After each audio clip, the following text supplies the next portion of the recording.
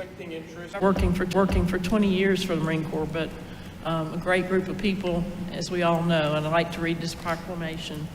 Whereas on November 10th, 1775, the Continental Congress established the United States Marine Corps, calling for the raising of 2 battalions of Marines to serve as an elite fighting force at sea and on land in defense of our fledgling nation.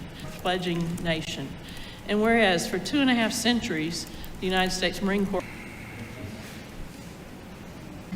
And we're going to recognize, first off, Shakia Polite, who I saw earlier. I know she's here. Shakia. Sean Jefferson, Hazardous Materials Coordinator.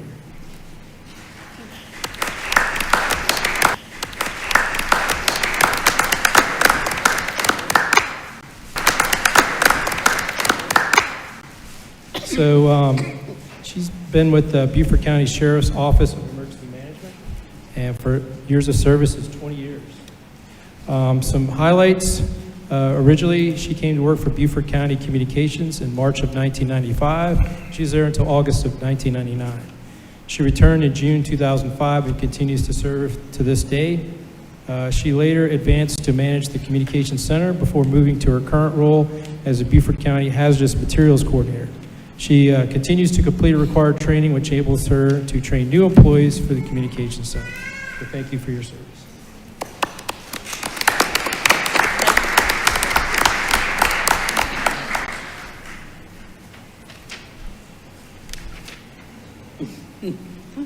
I just wanted to thank council and everyone for the recognition. It's been a long ride. When I started, I didn't know I would be of service to the community, but it turned out that was my calling. And I'm just appreciative. My family's here supporting me. They've been with me the whole way, and I couldn't have done it without them. So I thank you. Thank you.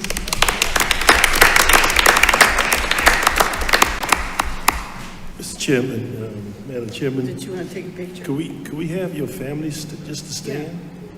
Have her family come up for a picture? Whoa.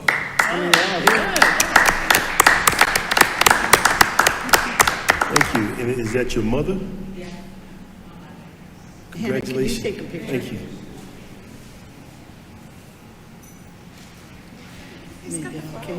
Yeah. It's got balloons too. Wow, it's great. Look at you. Flowers. Oh, how nice.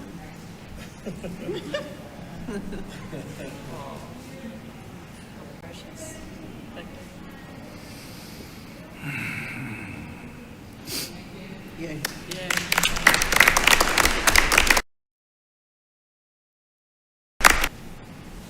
Okay, next we have Elizabeth Hope Bishop from the Sheriff's Office.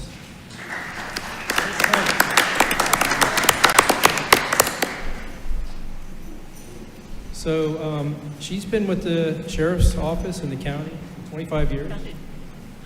Some highlights, and her title is Sheriff's Technician 3. Some highlights or notable contributions. Hope started her career in the Criminal Records Division of the Sheriff's Office as a data entry specialist. She was soon after promoted to the position of Judgments Clerk, where she was responsible for the execution of judgments that are filed at the courthouse. She is currently assigned as the Civil Process Clerk, where she is responsible for receiving and processing all documents for the Court of Common Pleas, Magistrate Court, and Family Court pertaining to summons, complaints, and subpoenas, result in court appearances or settlements. So, thank you for your service.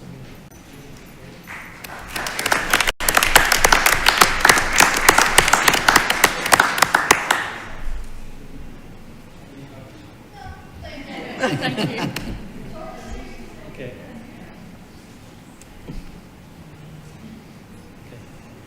And next we have Eric Callandine, Lieutenant with the Beaufort County Sheriff's Office. This is.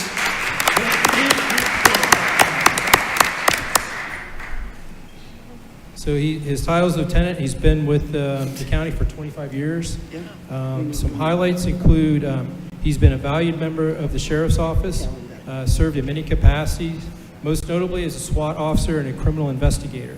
He currently oversees criminal investigations south of the Broad, as well as victim advocacy, Project Lifesaver, and regularly gives lectures about financial exploitation and theft at many community events. We thank you for your service. Mr. Moore, Lieutenant Caladine is a regular face in Sun City. He speaks to neighborhoods all the time about all the scams, because some of the people are scammed. I mean, we've had people scammed out of hundreds of thousands of dollars. So he has a great presentation. I advise anyone to invite him. He's really good. We've had people lose $250 million. Thank you, County Council. Again, I love going to presentations and my passion for elder fraud and scams. So it's something I do all the time, and Tab's been through plenty of my presentations. Yep. It's something I'm passionate about to help stop that next victim from sending money, because we have so much money leaving Beaufort County. As Tab, last year alone, we lost $3.1 million in fraud. We're almost $2 million this year. So it's a lot of money we're leaving in Beaufort County. The citizens of this county, they're losing money, and it's a passion of mine to help stop that next person from losing money. So I appreciate the years with the Beaufort County Sheriff's Office. Sheriff Tanner gave me an opportunity with all the things I get to do. So it's been a great 25 years. Again, I'm thankful for those in the audience for Beaufort County Sheriff's Office who've been there through all we've been through experiencing. They're a family. So I appreciate your time. Thank you. Thank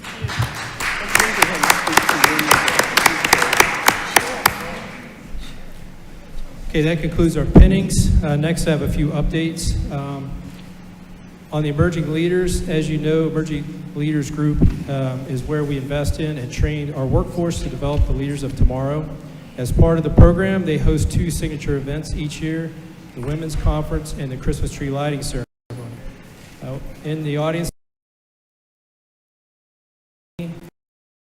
by serving and would like to provide a brief update and extend a special invitation to this year's event. Oh, thank you. Oh, great. They're appropriately attired. They're appropriately attractive. Way to go.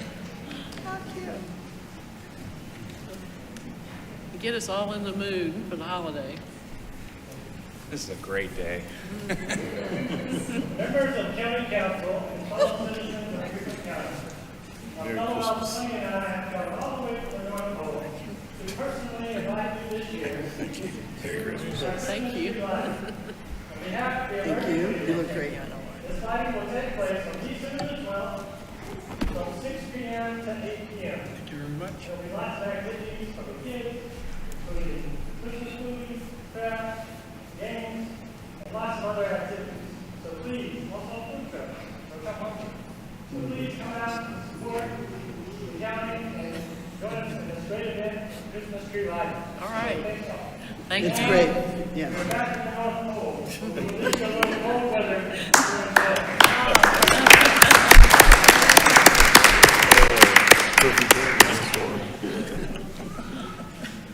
Okay, think there'll be a next I've got special some guest good news. too. You all are aware of this, but I wanted to mention this in the council meeting. We've recently been honored with 2 prestigious awards from the Government Finance Officers Association of the United States and Canada, or GFOA, recognizing the county's continued commitment to financial excellence, transparency, and accountability. The first award was a Certificate of Achievement for Excellence in Financial Reporting for the Annual Comprehensive Financial Report, or ACFR, for the fiscal year ended June 30th, 2024. This certificate is the highest form of recognition in government accounting and financial reporting, and it represents a significant accomplishment by government and its management. The ACFR provides valuable insight for county council, administration, departments, and taxpayers regarding how public funds are managed and spent responsibly. The other achievement, and same week, we received the Distinguished Budget Presentation Award for the FY 2026 annual budget. This award reflects the county's dedication to meeting the highest principles of government budgeting. To earn this recognition, Beaufort County's budget met nationally recognized guidelines, assessing its effectiveness as a policy document, financial plan, operations guide, and communication device. And we've received this award for the first time since FY 2023, and it highlights the county's ongoing efforts to enhance fiscal transparency and accountability. These achievements underscore the county's strong financial stewardship and professionalism of its finance team, We extend our sincere appreciation to the department staff, finance department staff, for their hard work, dedication, and commitment to excellence in serving the residents of Beaufort County. We're unable to have members of the team here tonight, but we want to recognize them all the same. Well, thank you.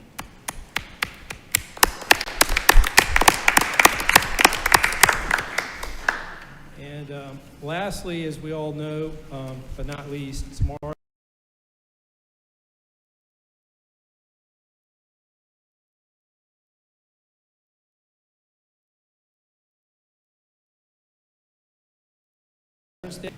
as a show of gratitude for the service and sacrifice of all veterans. The program aims to raise awareness about unique challenges veterans may face during transition to civilian life and to let them know that they are seen, appreciated, and supported. Operation Greenlight is also an opportunity to raise awareness of the county resources available to veterans and their families, such as health care, employment, and benefits. Beaufort County will join in the celebration by displaying green lights at several of our county buildings throughout the month of November.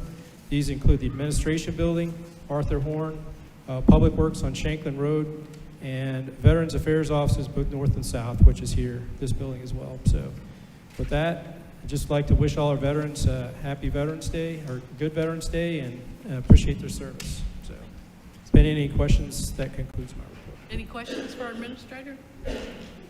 Thank you. Welcome back. Thank you. All right, moving on the agenda, we have a presentation, a food drive presentation by Ms. Marshall with Beaufort County EMS. Good evening, Council, Chairwoman. My name is Virginia Marshall, and I work with Beaufort County EMS. I've been a paramedic for about the last 18 years with the county. I'm getting ready to celebrate my 18th year this December. And we go into people's homes. We go and visit people when they are in their worst possible time as law enforcement, fire department, and my agency. And one of the things that we see people struggling with, these individuals, is that they're having to make choices between whether to get medication refilled or put food on the table. And quite too often we see a lot of food insecurities. Earlier this year, we had a statistic of about 8.1% of Beaufort County residents are struggling with a food insecurity. And we've got lots of agencies that help out, but these agencies are struggling. As you know, with the government shutdown, the SNAP benefits not being 100% in effect, these agencies, the need is outpacing what these agencies can do. So 4 years ago, we created the Beaufort County First Responder Food Program.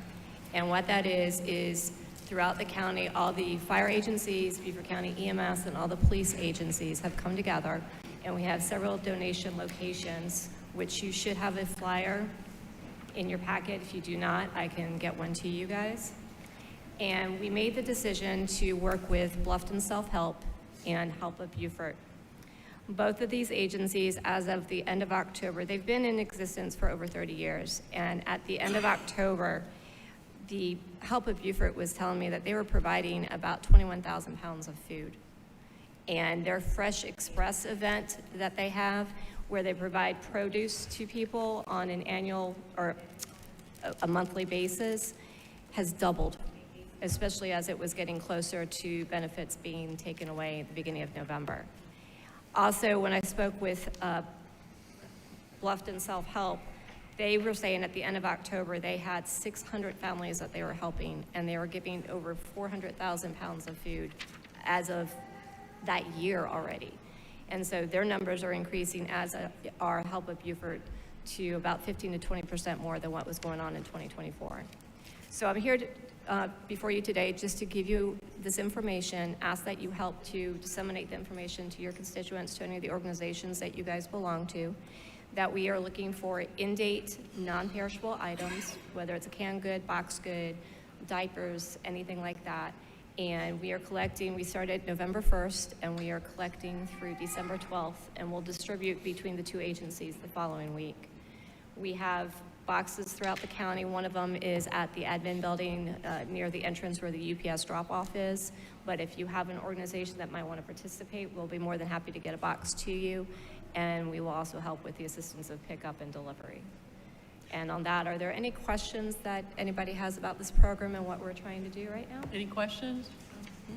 I think you have a lot of good places for drop-off, and they're in that flyer, the Yes, list of them. yes, we've got locations, Haversham, Sun City, Moss Creek, Dothoff, Fripp, a couple other of the EMS and fire stations, just strategically placed for that, as well as Port Royal PD and Beaufort PD and Bluffton PD. Yes, sir. Is there a specific place you guys want, like large drop-offs? Or If can you- any place take them? Any place can take them, or you can give me a call or email me, and we can come and pick that up for you if you've got something like that. And I can provide you my number if you'd like that right now. Okay. Could you repeat those numbers from self-help and Bluffton, and then Beaufort, Help of Beaufort? Yes, ma'am. So this was at the end of October, and Bluffton Self-Help was saying that they were serving at that time 600 families and had already distributed 400,000 pounds of food. 400,000, okay. And so about a 15 to 20% increase. And then Help of Beaufort, give me 1 second to find that exact number, but they went up to about 215 people, where normally they, for their Fresh Express event, where they normally only do about 150 in a 2-hour time frame, they had doubled that in that 200 time frame. So Thank you. Thank you very much. you're welcome. Thank you All so right. much. Have a good holiday. You too. Thank you. Okay, at this time, we will have the public comment period. We have 8 people, I think, signed up.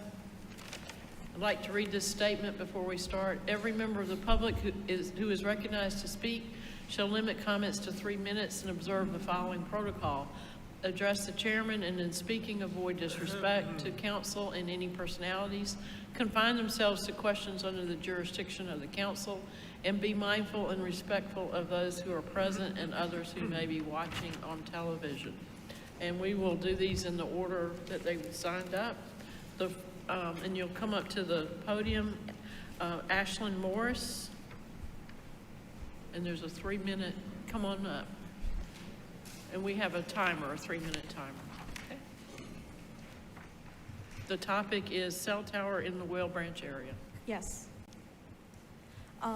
Good evening, Council. My name is Ashlyn Morris. I am a representative of Whale Branch. I am also a representative of the student government, along with my colleagues here. So I wanted to bring up the subject of a cell tower at my school because there are a lot of issues that bring up with it. There are a lot of ethical and also academical issues with it. First things first, with the lack of cell, we have a hard time with medical issues and also with emergencies. We have a difficult time contacting our loved ones under lockdowns, and we also have students that have medical issues like diabetes that track on their phone, and they can't do that because they don't have any cell service. That is just one of the few ethical examples. As for academic, we have a lot of problems. As you know, nowadays we use our cell pretty often, and we also use it for our seniors for college applications. We tried doing that, but we had to do it twice because the QR code that they would scan, it wouldn't work because of the lack of cell. We were just very curious about being able to have a cell tower because there was an instance where I believe 10 years ago, we were asked for a tower, but that never came to be. So I just wanted to really bring this up. It was also mentioned in our superintendent's meeting that they were looking for land for a cell tower. We are not asking for Wi-Fi, we're just merely asking for service so that way we can up our academical and also keep our students safe. That's really our 2 biggest issues here with the cell service as a whole. Thank you. Appreciate your comments. Okay, next is Councilman Dawson. If I might. Yes, sir. Whale Branch High School is in my district, and so I thank the student government body for coming and expressing your concerns to address the issue of lack of internet service and the request for a cell tower to be placed in the area. I don't know if that's in an issue that council can address, but I would ask, Madam Chair, if you'd refer the matter to the county administrator and see if he can Okay. coordinate with some of the cell tower and internet providers to see if we can get something going there. Well, we appreciate them coming tonight to speak up too, and our county administrator's information, if you want to get it, his contact information tonight, you can do that, okay? Is that, Thank you all for coming. thank y'all for coming. Thank you. Have a good evening. Thank you. He's right, Mr. Mike Moore, right over here. Okay. All right, next is, signed up is Felice Lamarca, text amended, subject CDC. Good evening. Good evening, Felice Lamarca. I hope everyone is doing well. I have read this text amendment several times, and I need to read it several more times. It concerns me that the county is actually getting more into private property rights than perhaps you should be. And when the first paragraph talks about civic pride and general welfare of the people, I will ask you to remember general welfare of the people. The purpose of this division is to preserve local heritage. I'm not going to read that whole paragraph to you. Designate historic properties as well as non by establishing the section the county seeks to. Again, I don't need to read all of that to you, you have it. Cultural heritage involves all cultures. I'm recently learning about our Native American Indians that were here hundreds of years before the French and Spanish arrived. It's really fascinating. So I'm all for heritage and preservation. But I want to give you two examples with the little bit of time I have left. I showed property on St. Helena, and there were 2 cemetery headstones there. If you accept this 25 feet and 50-foot buffer, you will possibly take this person's backyard. And I really think that government needs to be seriously considering whether that's what you want to get into. That's historic preservation, but the destruction of someone's quiet enjoyment of their property. The other thing that is very important to me, since I've been in Beaufort, I've been walking the streets. I'm in the Bluff neighborhood a lot, feeding our feral cats and trying to keep them warm in weather like this. I've gotten to know the people that live in these neighborhoods. Not well, but somewhat. Their houses are decaying. Their houses are falling down. I see them come to City of Beaufort council meetings and plead to lessen the regulations. They cannot afford to keep their homes, to repair them. So why are you trying to make it more difficult for these people? General welfare of the people. Who? Who is this for? Thank you. Next on our list is Larry, Michuda. It's Felice's husband, and I'm sorry, I had spelled it out. Larry. CDC text amendment. Larry Michuda. I just want to follow up with some of the things that Felice has talked about. And part of it's just wanting for you to think about some of these things on this CDC, as we say, text amendments. It's actually more seeking more power to do things. The whole reason, I mean, some of the things that aren't even specified here, but you want to become a certified local government with the National Park Service. And it will help generate grants and funding, but it also specifies that it strategically strengthens existing programs. So what does that mean? Strengthens what? We've seen a lot of things get strengthened over the last few years, and sometimes you're not aware of what's been strengthening. These questions aren't answered in here. And Felice mentioned the burial site proposal, 25 feet and a 50-foot buffer. The 25 feet says if you have a fence, 25 feet from that, you can't do anything. With something that's not specified, it's a 50-foot buffer from the last place. Again, you're taking over personal property or defining personal property and saying they can't do something with it. And the people buy it. The law, the existing law says that you can go and visit the thing, visit the site, which is appropriate. But to start telling you what you can and can't do around that site doesn't seem to make sense. Why do we need to create this become a CLC? That's one of the questions on the questionnaires, and it's not even specified in here is why we're doing it. And the fact that one of the things that says, oh, well, the two people or two of the committees would recommend approval of it. Well, why wouldn't I? Because I wrote it, and I'm asking you to approve it. So I'm going to recommend something I write. I wouldn't say I'm not going to recommend it. I know that came up in the last meeting, and I think one of the council members said we're going to send it away for additional information. Well, I haven't seen anything. I'm not sure that something was done about that. But I just think that you have to really think about doing this and making sure that if you designate properties, historic properties, there's a way to eliminate some properties out of that particular area, because we've already run into situations like that where you may have an opportunity or a need that really benefits the community and we can't do it because nothing is specified in there. I think that really has to be identified. And really, I would also want to know what are the existing issues that this is supposed to address, because what you had in there was fine. All they did was copy questionnaire information into that document and made it more explicit. Thank you. A lot more stuff. Thank you for your comments.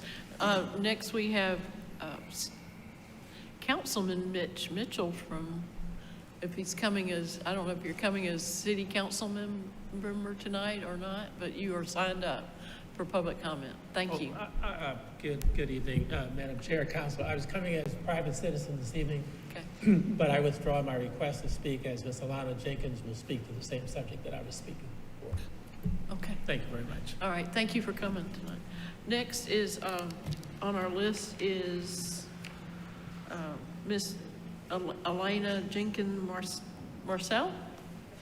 Okay. And Charles Lynn Brown Community Center is the subject. Yes. Good evening, Chairwoman and council members. My name is Alana Jenkins Marshall, and I've had the privilege of serving as chairperson for the Friends of the Charles Lynn Brown Center, and we are just here to say thank you. Standing with me are fellow task members, or rather sitting in the audience, which include Beaufort Councilman Mitch Mitchell, as well as Ed Allen. Our organization began as a task force formed in a direct response to community needs. Neighbors, educators, and advocates coming together to ask how we can better serve families who are in our area. Through your steadfast commitment and partnership, the community center has transformed. Physically, yes, but also symbolically. It now stands as a living testament to what is possible when county, city, and community move together forward.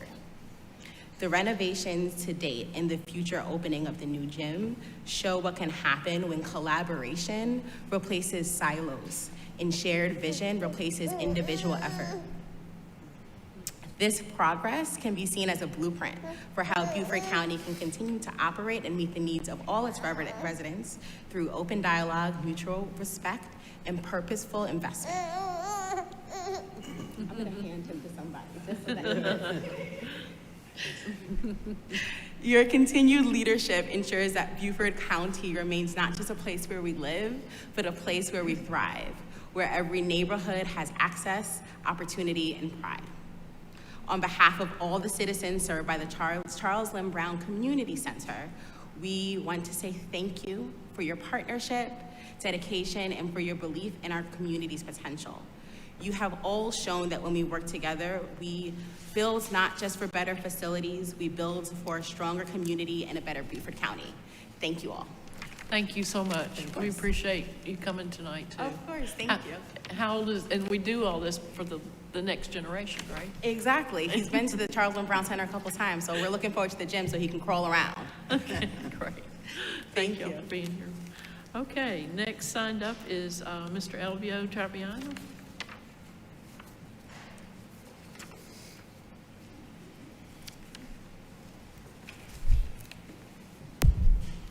Good evening. Thank you, Chairwoman Howard.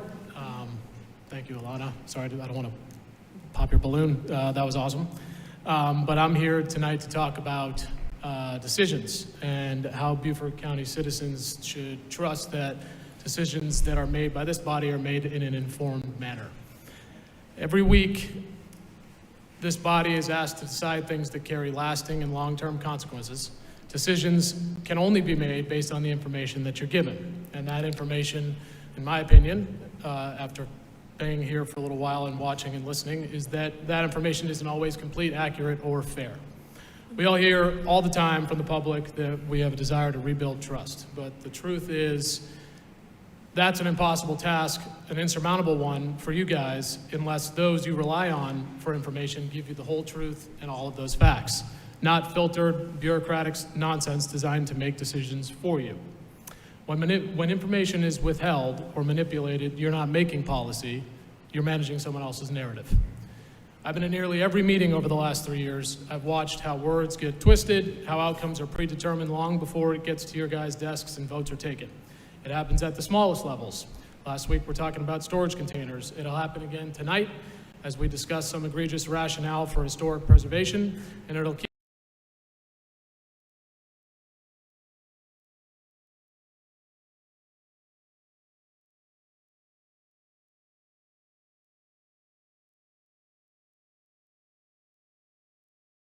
until changing.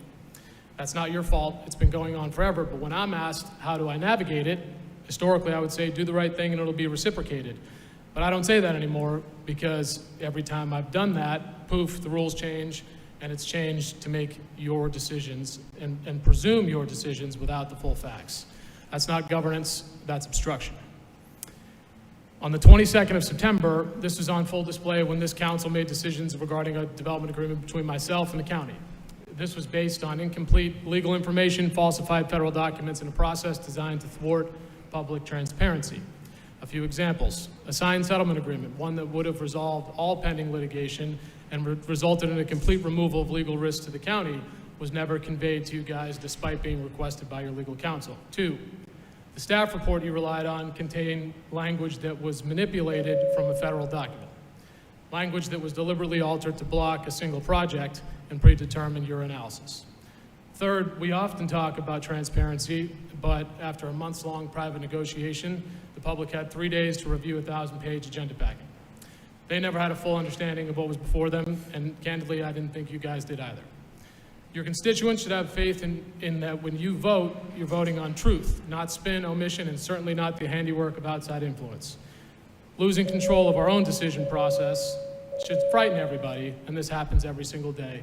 I'm just a public example. I'll wrap up right now. In the coming weeks, I'll be sending everybody here complete information that should have been conveyed to you on the 22nd. Every document, every missing piece, every outcome. And my hope for this is that it clarifies not just one decision, but reestablishes accountability so that all decisions that this body makes are made with the appropriate information, because that's what your constituents deserve. Thank you very much. I appreciate it. Okay, thank you. Next signed up is Arnold L. Brown. This is our last public comment person.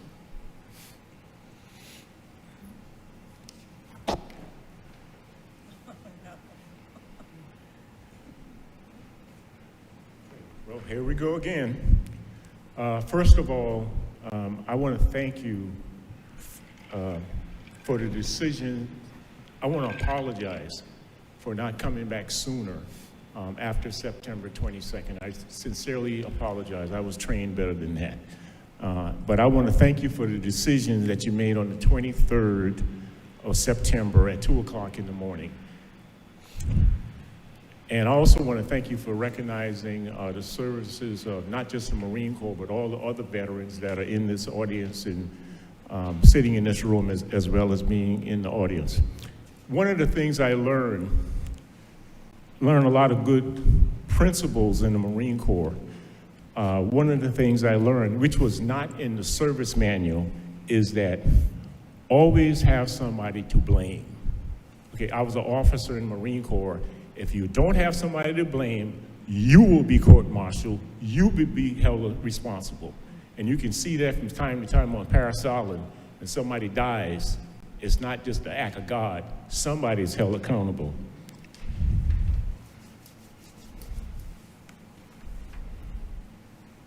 The incident that happened at Willie's, somebody should be held accountable. Okay, I was asked by the media, who should be held accountable? They said, should the police department be held accountable? I said, absolutely not. Absolutely not. They should have done this, they should have done that. I emphatically disagree. The police department, it was not there to prevent that crime. Those who own that establishment, and they are responsible, and the patrons, they are responsible. If that shooting were held on Paris Island or Quantico or Camp Lejeune, somebody would have been in prison by now. Okay, somebody would have been court-martialed. Somebody would have been held responsible. Accountability. There were, in my opinion, numerous violations on that night, on the 12th. I hope those are being looked into. Okay, I think one might be serving alcohol on a Sunday morning. I don't think that's allowed. I don't think that's legal. There's some dereliction of duty. Those people lost their lives. They lost their uncles, their father, their brother. They lost someone. I hope the attorneys are listening, and I hope the attorneys come out and represent these people and try to recover as much as possible for them. Thank you. Thank you, Mr. Brown. At this time, concludes our public comment period. Next on the agenda is liaison and committee reports. I'll kick it off with a report. Beaufort Memorial Hospital Board met on October 29th. There's several things to report from that. TCL is starting a nursing apprentice program in conjunction with Beaufort Memorial Hospital that will actually include being paid by Beaufort Memorial Hospital, and if they sign up for it, they will be obligated to work 2 years at Beaufort Memorial Hospital. There are 8 students who have signed up with this new experimental program. They anticipate more cases of colds and flu and COVID, and providers are providing fact-based information to patients who are asking questions regarding vaccinations and prevention. Some good news also is the affordable housing Live Well Terrace in the Bluffton area, which is 120 units, is going to break ground in February of 2026. And the hospital is working with Clayton Homes on a project across from the hospital on Firehouse Road. They're working with a development agreement for that for 18 workforce home sites with a letter of intent to start on due diligence. And that is all the news I have from Beaufort Memorial Hospital. Is there any other, we'll start at this end, any council members that would like to report on any meetings, or let's start with Councilman McEllen. No, I have no green space committee meeting. The next one will be December 19th, final one for the year. Okay, Councilman Dawson, do you have any? I don't have any report. Councilman Cunningham? Yes, ma'am. We have our next Public Facilities Committee meeting on Monday coming up this following week, I believe the 17th.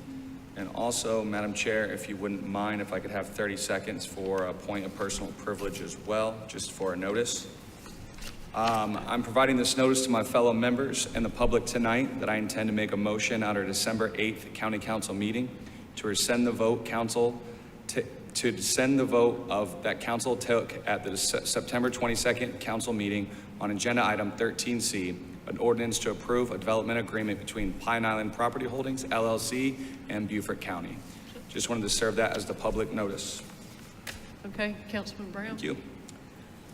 I attended October time has gotten away.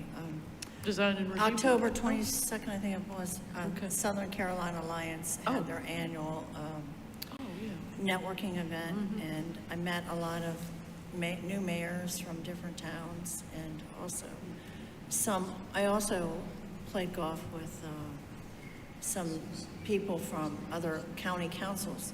So it was a really good day, and the weather was perfect, but I learned a lot from other councils and what they do, and mayors, what they do too, as well. So Great. it was a good day. Anyway, thank you. Okay. Madam Chair. I'm going to skip to Councilman Passamit. Do you have anything to report? Yeah, library board will meet this Thursday. Okay, thank you. Vice Chairman Tabernac? Okay, so I attended Soloco meeting, that's the Southern Low Country Council, on October 28th, and our Juliana presented the results of the plastic bag, utensil, and straw survey. She did a great job. I want to commend her on that, and there were some good questions, and she's sort of running the circuit, going to the different council meetings, so she did a great job. The school district had a very long and interesting meeting. They did not exceed our time limit of 8 hours, Mr. Smith, but it was long the other day. They had an ad hoc policy meeting that discussed live streaming of board meetings. As you know, we live stream through BCTV, but that's only for the meetings, and they're looking for, to do their committee meetings, so they're looking into that. And in the board meeting proper from executive session, there was a motion to purchase property in southern part of the county. They did have a great presentation by the CLOC, the Citizen-Led Oversight Committee, which I've reported several times. It's 8 people with different backgrounds spread throughout the county. They announced that the 2019 referendum is 99-point-something% complete, and they are under budget, so they're to be commended for that. The 2023 referendum, the largest project is the new high school on Hilton Head. Students will begin to move in next fall, and then the building will be torn down over several years. Ladies Island Middle School project is just getting started. One of the board members questioned there will be no auditorium in the plan, so there was a discussion about the auditorium. Then the chair talked about what does the clock actually do? Citizen-led oversight, that was interesting. The board chair of the school district has been invited to present at South Carolina School Board Association on passing 2 referendums, which together amount to the largest school referendums in this state. Then for county council's knowledge, they discussed the Lobico property, which we've all talked about, where the county has that little tiny library that's well used, and the abandoned building the district owns next to it, so that'll be coming forward. And then there was a presentation on the state accountability system, the school district's report card. It was very interesting, and I recommend people watch the recordings. And then in our South Carolina Association of Counties, I ripped out the pages, but I just want to recognize Beaufort County Solid Waste and Recycling Program Manager, Victoria Hoffman, was named Public Works Program Manager of the Year. So I think that's commendable. And Bradley Harriet made that recommendation. Also, our chair, Alice Howard, was recently named the 2025 Environmental Legislative Official of the Year by the Environmental Education Association of South Carolina. And the third thing was we received a write-up. We got the most write-up in here, Beaufort County, but our write-up talked about Beaufort and Jasper counties have established a new intergovernmental agreement in response to growing animal services needs in Jasper County. This collaborative effort to provide support and stability reflects a shared regional commitment to public safety and animal care. And there's a giant write-up. So that's in the SCAC. And the last thing, just to remind everybody, our next chat with council, the last one for the year, is November 20th, next Thursday, 6 o'clock, Bluffton Library. Okay. Thank you. Thank you, Councilman Bartholomew. I'm going to keep mine short. At the last Community Services Committee meeting, we had 2 discussion items that were the primary focus. Fire consolidation or restructuring of our fire districts, in particular, northern Beaufort County. No action was taken on that. We did decide to save some consulting fees and have the chiefs look into it themselves. and bring the initial report back to see if it's even a viable option. The other thing, we got an update from EMS regarding the fourth shift. I believe that is actually going to help with the overtime. It seems to be working and effective, getting the applications in, but we're still a developing process, and we're going to keep an eye on it as it progresses. Okay, thank you. Councilman Lawson? I just have one thing out of Finance Administration Economic Development Committee. We have one thing on the consent agenda, which is a purchase order for maintenance for one of the mosquito control helicopters, and we meet, our next meeting is next Monday, the 17th. Okay. Councilman Glover? Thank you, Madam Chairman. The Natural Resource Committee did meet on the 3rd of November. There were several items on the agenda. One led to the discussion of allowing containers, shipping containers to be used for agriculture use. And that's being discussed and has been directed right back to the staff to make some recommendation.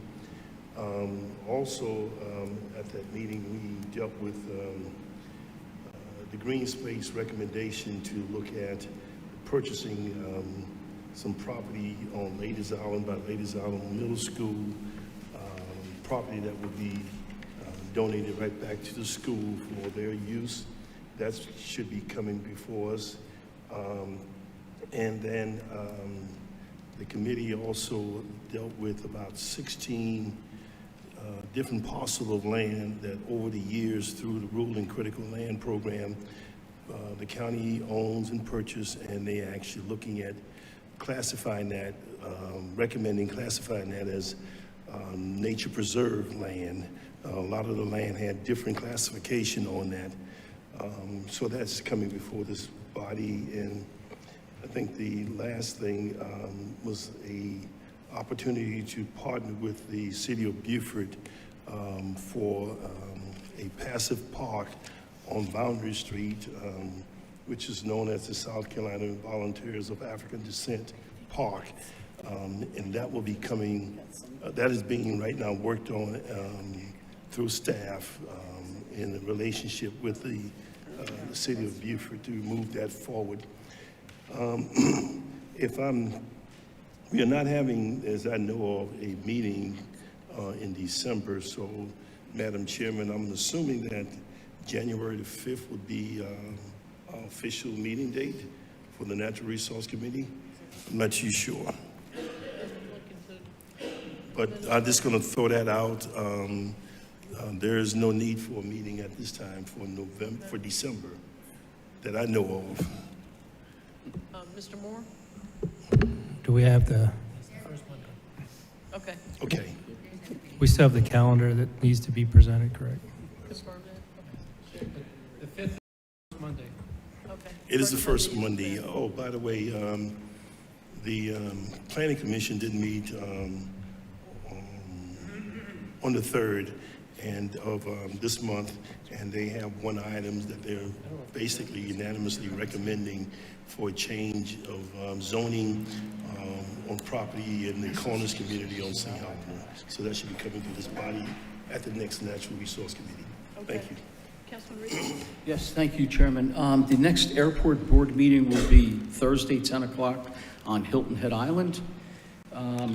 And Palmetto Breeze, they have been communicating with us. They're about $300 and some odd $1,000 short of some money, and it may mean some reduction in service. So this council is going to look, I think, hard at that with our budget workshop the end of the week, I believe. So that's it to report. Okay. No other reports at this time? I'll entertain a motion. Oh, yes, Councilman Dawson. Tomorrow is Veterans Day, and the annual parade starts tomorrow morning at 10 o'clock. Yes, sir. Do we have a parade, a float in the parade? We do not. We were planning on a Christmas parade, being in the Christmas parade. So didn't have enough people sign up for the Veterans Day parade. So, okay. We'll look for support for the Christmas parade in the city of Beaufort, which is the first Sunday of December. Oh, that's when. Yeah. So count on that. Thank you for asking. At this time, I'll entertain a motion to approve the consent agenda. We have items original. I'll make that motion. All right, we have a motion by Councilman Dawson. Do we have a second? I'll second it. All in favor, approval of the consent agenda? And that is unanimous. Action items, number 12A, designation of December 26, 2025 as an additional paid holiday for county employees. Mr. Moore, do you want to address that? Or? The this went through committee, and staff recommendation, committee recommendation is to authorize the 26th as an additional paid holiday for county employees.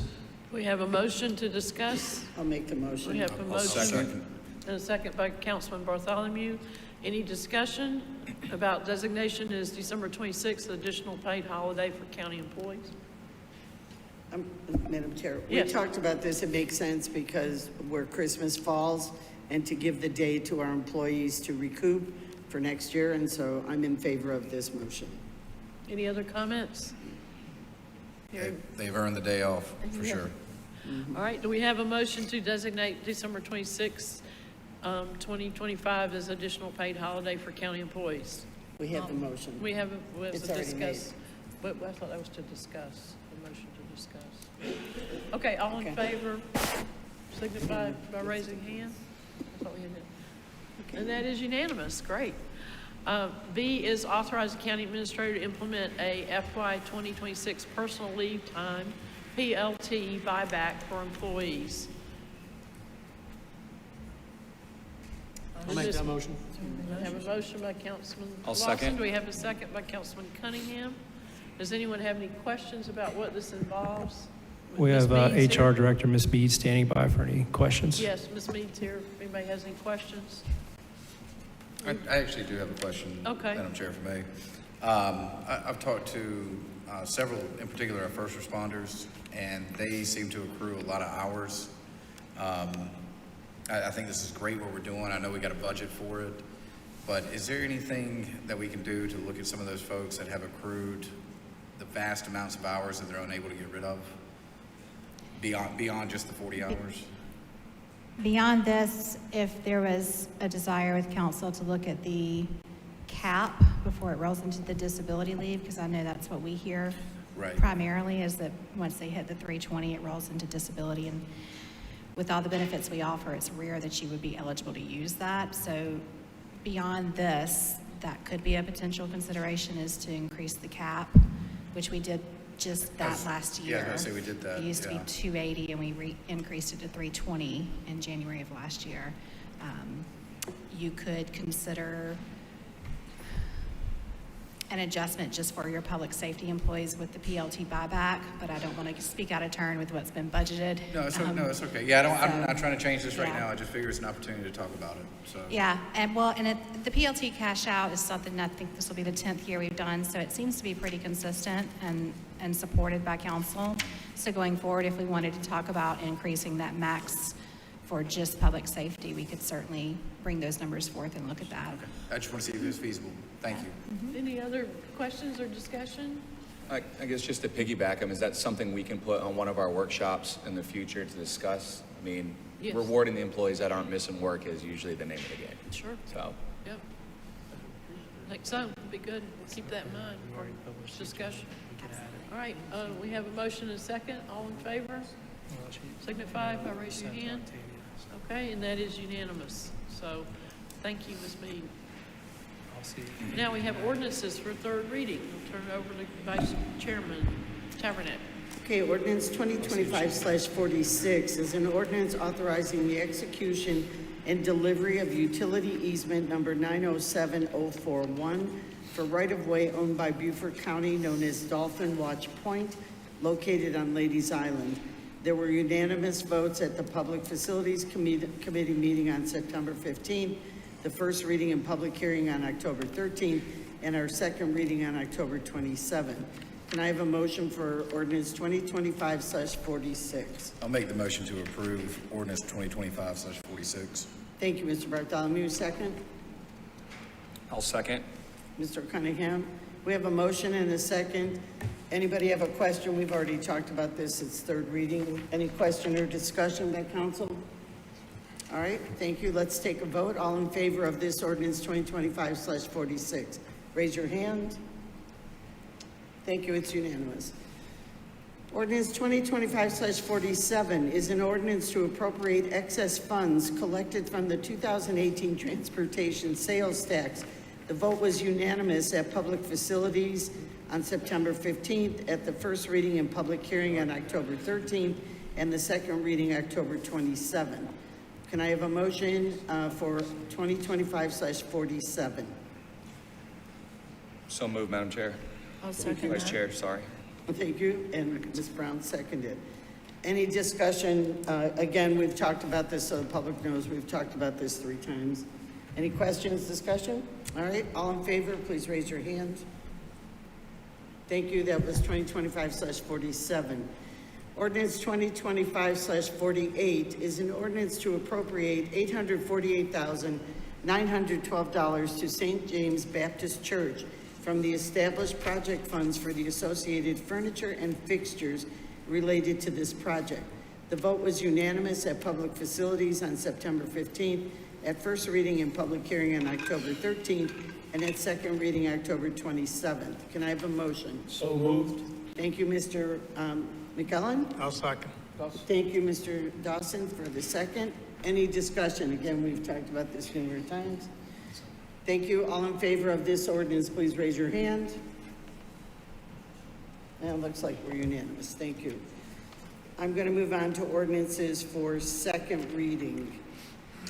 Ordinance 2025/42, amendments to the Community Development Code, Division 5.10, Historic Preservation, Section 7.2.120, Certificate of Appropriateness, Section 7.3.80, Historic Designation, Section 7.4.50, Public Hearing, Scheduling, and Notice, and Section 7.5.40, Historic Preservation Review Board.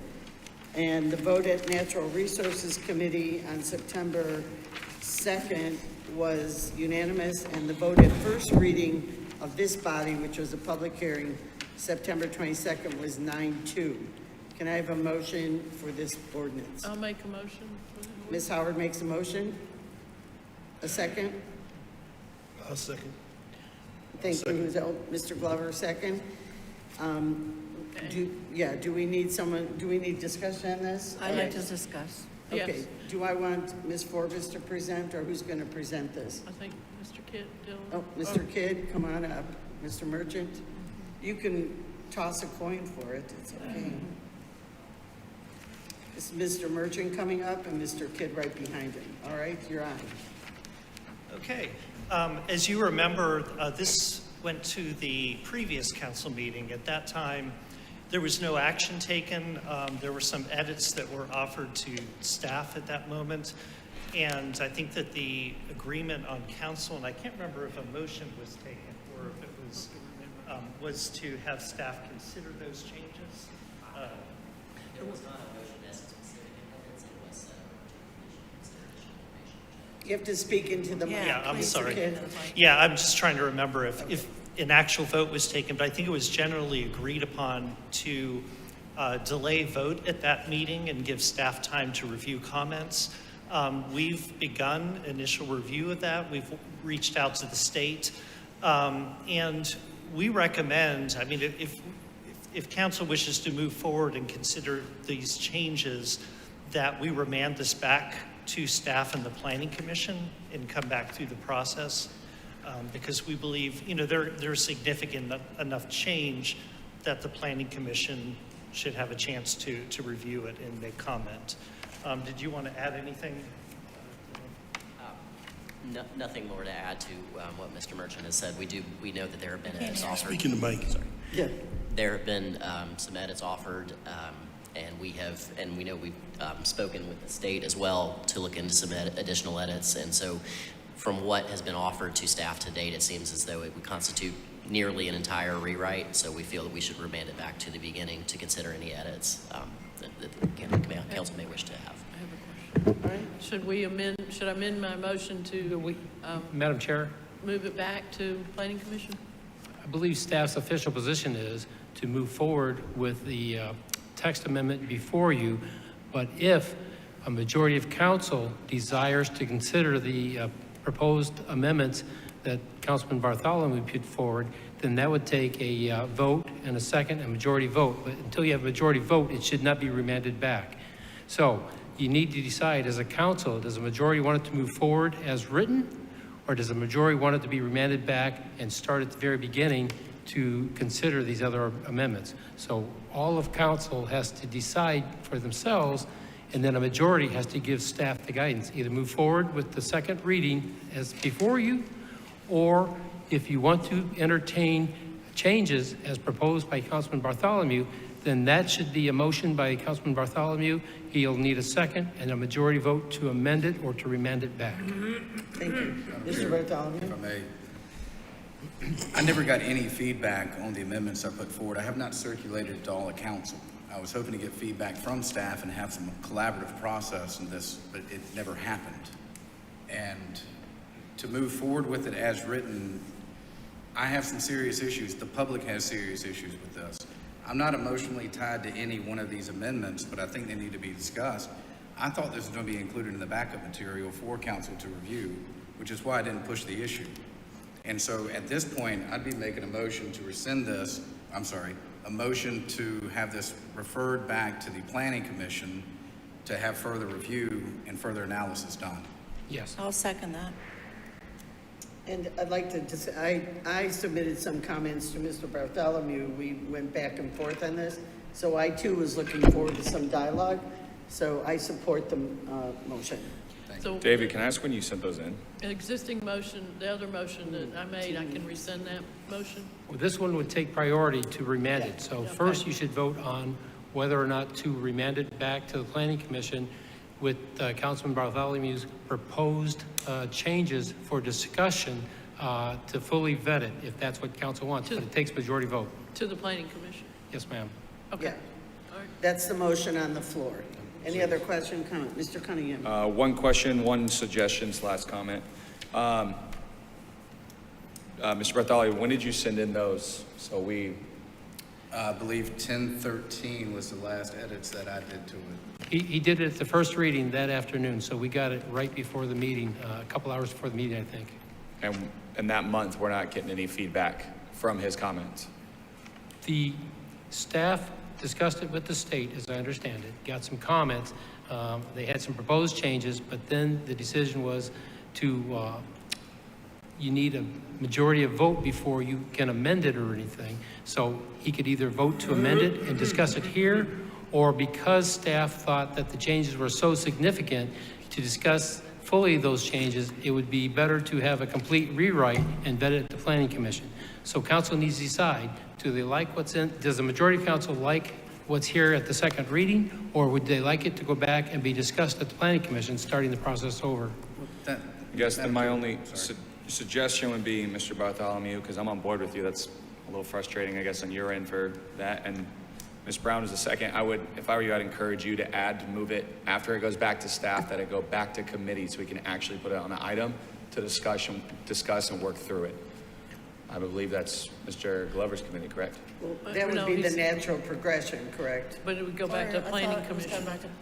I just don't want it to come back to us on second reading with those amount of changes. So it should go from the staff, then to committee to go through that workshop process. I'm not saying we're going into a workshop, but us to have that dialogue back and forth about those changes before we bring it back to council. I think that's a natural progression. It would go Planning Commission, then committee, then council, because it would be completely different ordinance. It's a natural way. You know, and if I may, I guess a point of personal privilege on this, you know, I don't want to sit here and have to make a line-by-line motion to amend this. I'd rather work on it holistically together. But this is not the first time I haven't gotten feedback on amendments. I'm trying to work and create policy, not just rubber stamp policy. And I've said this privately, and this continues to happen. And it's frustrating. I'm just throwing it out there. I understand your frustration, but you have to understand staff's frustration about getting those changes at that stage. It's better to get it early on, either at Planning Commission or at the committee level where it's supposed to be vetted. I understand that the first reading was at the 9/22 meeting. There was not an opportunity to truly discuss that with 500 people in the room. No, but. That was the first time I was made aware of it. But our practice is to vet these ordinances at the committee level. Right, I'm not on that committee, though. I work a job, too. I understand. Okay, we have a motion on the floor. Anybody else? Mr. Glover? Yes, ma'am. Thank you. I think I don't have a problem with this going back to committee, even the planning commission. I think staff is bringing this forward to us. They have brought this through the planning commission back in June, and it came before council in September, I believe, at the Natural Resource Committee. And if there were any substantive changes on this, I mean, it should have been brought up at that time. I don't know why Bartholomew had not at least alerted that he had some amendments that he wanted to make. Did you do that? If I may respond, since I was... Yeah. I didn't know it was coming through. Do you have time to read everything in the packet of every committee of this entire county? No, as soon as I saw it and read it, I made my amendments and sent them in. I've circulated them to a few members on council, private people in the community. I got working on it as quick as I could, but I don't keep track of everything that comes through this county. There's thousands of pages of stuff that comes through this county. Did you send it back to staff? Did you send it Yes, back to I sent it to our attorney and went through the proper channels on our side. I'm not supposed to have direct communication with our staff. You know, I never received anything that I know of. Yeah, I didn't send it to you. I sent it through our attorney to have it disseminated. I went through the proper channel to try to get the amendments done because we're not supposed to have direct involvement with staff, directing them what to do. All right, Ms. Howard?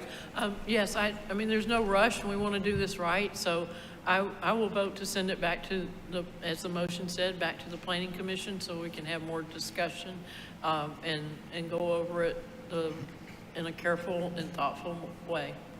And anybody else, Mr. Cunningham? Yeah, I mean, just on the logistics of this completely, I guess.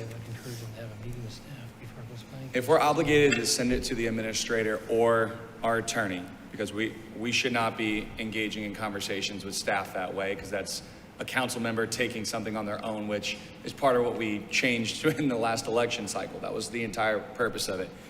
So I'm going to be honest, Brian, because you were going back and forth with him and I guess defending staff, but I don't necessarily put that on staff. My question would be, if staff gave something to you, then it should have came to us. So unless you're saying staff did not give anything to you, then it should have came back to David. I don't know, because I wasn't a part of that conversation, but I don't want to necessarily say, I'm not saying staff dropped the ball, I'm not saying you dropped the ball. Somewhere it did, and this isn't the first time, but I'm not always going to say it's staff, I'm not always going to say it's you, but we're not privy to that information. The public thinks we just see and read everything. There's thousands of emails, thousands of pages. It's impossible, physically impossible. Yeah, so my question is, where was that ball dropped so we can fix it and get accountability? I don't think the ball was dropped. I never saw any proposed changes that came back. It didn't come back to my level because the decision was made that it would either go forth with second reading or be remanded back for a full rewrite because it was too extensive. And then part of the discussion was going to be to meet with Councilman Bartholomew and other interested council members to vet it, discuss it, to explain what could happen before that planning commission if it's remanded back, if this is what a majority of council wanted to do. Then why wasn't that discussed before we came in here today when we were actually supposed to take a vote on it today? That should have been done before we walked in this room today. Wasn't discussed at all. Silence. That doesn't make sense. We should have known that before we walked in the room. Hey guys, we need to discuss this. It needs to go back. So you can either remove it from the agenda or go ahead and just as soon as it's on there, do this at the beginning of the meeting so we don't have to do all of this. Okay, Mr. Lawson? Yeah, I am glad to see it going back. And when this first came up, we asked why we were even doing this ordinance and amendment. And we were told we were mirroring the state laws, and we found out that some of the things in here. So just going back, I'm glad to see this going back. I think there was a lot of questions from everybody, and I'm glad David has brought this up and stayed passionate about it. I know when this first came up, council asked why we were even doing this, and we were told that it was going to mirror the state laws. But we're finding out now that it's actually not mirroring the state laws. So that's why this needs to be looked at closer, and we need to make sure that we're doing what's best for the citizens. And there are some things that are important, but then again, I'm a property rights person, that we need to make sure that we're not overstepping our boundaries as a council and as a county. I'd like to call a question. All right, the question is called. So we have a motion on the floor. I'd like you to restate it, Mr. Bartholomew, so everyone's clear what they're voting on. The motion is to remand this particular item back to the Planning Commission for further review, and then to have it go back through the process of committee and back to council. Thank you. All right, everyone in favor of remanding it back to the Planning Commission? I think it's unanimous. Thank you. Now we have to vote on the original ordinance. No, it's remanded back, so It's now remanded it's... back. Okay, we're done. Thank God. Okay. Madam Chairman, before you move any further, could I get a copy of all the things that Mr. Bartholomew has put out? Because it seems to me that it makes sense to have every council member receive that information so that we can be prepared as we move forward. We can't just have information given to a few council members. It's a FOIA issue, but I'll send it to you directly. I'll send it to all council members tomorrow. All right, thank you. Okay, I'm going to move on to ordinance 2025/49, an ordinance to amend the business and professional licenses ordinance, chapter, whatever, Article 3, Section 18-67AB, Appendix A and B. This is a public hearing. The vote at Natural Resource Committee, October 6, was unanimous. The vote at first reading of this council, October 27, was 7-3. Can I have a motion for this ordinance? So moved. All right, thank you. That was Mr. Dawson. A second? I'll second. Ms. Howard seconds. Mr. Atkinson? Oh, Mr. Edmondson's here, okay. And this is a public hearing, so if you want to give us a little bit of information on this for the public. Thank you. Good evening. At committee, this was presented as every other year, the state has a unified business license code that they update the schedule of fees, and that's what this does, is adjust the schedule of fees and certain NAICS codes, which is how they classify certain types of businesses. At the committee, there was discussion over some additional language that was discussed at that point that we could address separately, but there's a time-sensitive nature to adopting the schedule of fees and NAICS codes to be in compliance with the state business license rules. All right, this is a public hearing, so no one signed up for it. Is there any member of the public that would like to discuss this item or opine on it? Okay, seeing none, I'll close public hearing and ask County Council if you have questions or discussion.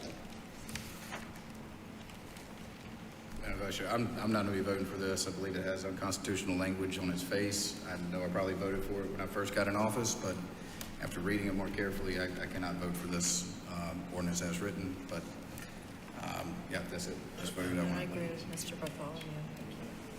So we need a roll call. Voting no on this. Let's do a roll call.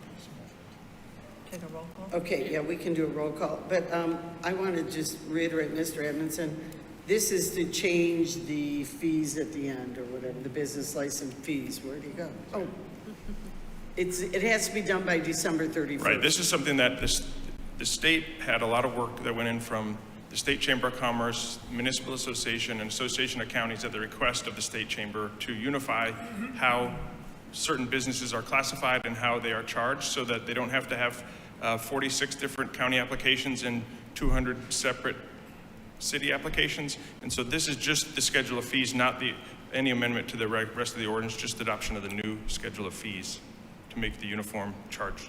And I'm correct, it has to be done by December 31st? Yes, ma'am. Yes. Okay. Any other discussion or question? All right, let's take a roll call vote, please. Who's doing roll call? Yes, okay, go for it. It's your big moment. Councilmember Dawson, Yes. Chair Howard, Yes. Councilmember Reeds, Yes. Councilmember Passman, Yes. Councilmember McEllen, Yeah. Councilmember Lawson, Mark Lawson, yes. Councilmember Glover, Yes. Councilmember Cunningham, No. Councilmember Brown, No. Councilmember Bartholomew, No. You forgot me. Vice Chair Tavernier. Yes. The motion passes. Just for information, if this hadn't passed, we would have been in violation? That's my understanding, yes. Okay, thank you. All right, moving on. Ordinances for first reading, here we go. 2025/50 is an ordinance to amend ordinance 2022/46. And for the public, that means that ordinance was passed in 2022, authorizing the county administrator to execute any and all documents necessary for the sale of county-owned real properties identified as 1407 King Street and 600 Wilmington Street in the city of Beaufort. The vote at Natural Resources Committee October 6th was unanimous 7-0. Anyone for a motion, please? I'll make the motion and put it on the floor for discussion. Thank you, Mr. Cunningham. Second for discussion? I'll second it. I'm allowed to do that. Mr. Edmondson and Mr. Kidd, you would like to address this, please. Thank you. Good evening again. My name is Dylan Kidd, Deputy County Attorney. I also have with me Richardson LaBruce, who is our outside counsel on this deal that was voted upon previously involving Justice Square. Hang on a second. People, can you hear him in the back? All right. Go ahead. So as council members may recall, this purchase of land by Mr. Wheeler and his group was initiated with a purchase and sale agreement that was entered into in February of 2024. We, by agreement, amended some of the deadlines and terms within the original purchase and sale agreement last December. We have now, the Justice Square folks have now come back and asked for some alterations to that contract. The one before council tonight is simply a reduction of the affordable housing units to be constructed from 39 as contained in the original PSA and the amended PSA to a total of 33. So that is the scope of what is before council this evening for a vote. Should you agree to make that amendment, we would negotiate a second amended purchase and sale agreement pertaining to this project. All right, any comments? Oh, yes, Mr. Hubbard. Did we do a motion to put this on the floor? Yes, I Yes, we motioned put it on and the seconded floor. by Ms. Taverner. I second it. So any questions for Mr. Kidd before I go to the developer and Senator Davis? All right, thank you. You're off the hook. Senator Davis?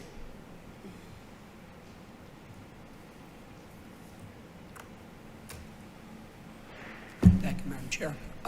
Members of council, I represent Mr. Wheeler, who's with us today, who is the purchaser in this transaction. And I'd like to, if you'd indulge me for 3 or 4 minutes, to kind of give you some background on this transaction. It's relatively lengthy.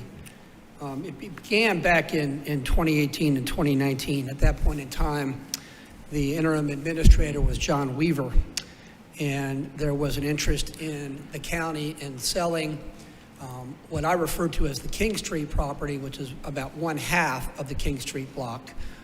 The other half is the county jail property, which Mr. Wheeler has already purchased. And the other piece I refer to as a Wilmington Street parcel, which is a block of property owned by the county. On the King Street property, the half owned by the county has the former DHEC administration building where they used to have administrative staff. I believe they vacated that premises now. The Wilmington Street property contained another DHEC facility, which is the health facility, which is still being utilized, but it's my understanding that there are plans to move it at some subsequent point in time. So there was some dialogue back with Mr. Weaver, and also at that time, as interim administrator, Mr. Wheeler indicated an interest in buying the county property for some housing and some affordable housing. Those discussions progressed into 2019 when Ms. Ashley Jacobs was administrator. So that's the second administrator we spoke to. And she indicated at that time that there was going to be an auction at some subsequent point in time where the county would entertain offers or bids to purchase. That was in 2019. In 2021, Mr. Wheeler purchased the half of King Street where the jail is. So he purchased roughly half. He acquired that. The county didn't have that piece. So the county land still remained with the county. but he closed on and purchased the jail in September of 2021. In May of 2022, I believe it was, the county began an auction process where it solicited bids from the private sector to purchase the one half of King Street property owned by the county and the Wilmington Street property, which is the block also owned by the county. Mr. Wheeler, I believe you were the only individual to have submitted a bid at that auction. And subsequently, there was a letter of intent entered into with the county to purchase that real property. But a lot of work had to be done before that LOI that was signed in October of 2022 between Mr. Wheeler and the county and going to a purchase and sale agreement, because you had to go through a city design process. Then you had to go through the Historic Review Board process. And by the way, I should mention, I've been involved in this since 2018, so this is my 7th year working on this particular project with Mr. Wheeler.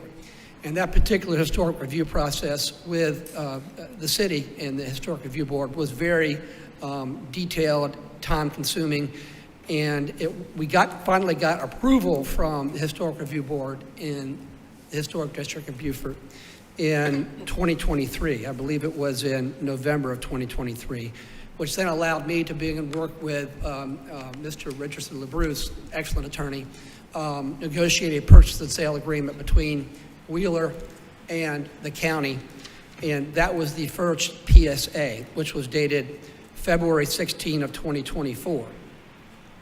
Well, the plan all along was for Mr. Wheeler to apply to the South Carolina Housing Authority for small rental development program funds, which are essentially federal pass-through dollars. Federal funds are appropriated, and then there are state agencies that then administer through a grant process. So the idea, the overall objective for Mr. Wheeler in regard to the half of the block of King Street and the block on Wilmington was to build 6, or at that time it may have been 7 houses, non-workforce houses, on the King Street property owned by the county. Contemporaneous with that, he was going to build 6 other non-affordable housing on the jail site on the King Street. So he'd have 13 at the time. It was reduced to 12. So there are going to be 12 market-based properties on the King Street property, and there were going to be 39 workforce housing on the Wilmington block property. 39 at that time, that number wasn't just picked out of the air. That was the maximum amount of affordable housing that SRDP, that the Small Rental Development Program, would allow to be built on that property. So that's how 39 came to be put into the contract. The idea was for the Beaufort Jasper Housing Authority to put $1 million toward this acquisition. Mr. Wheeler was going to put down roughly $1 million in equity toward that overall acquisition.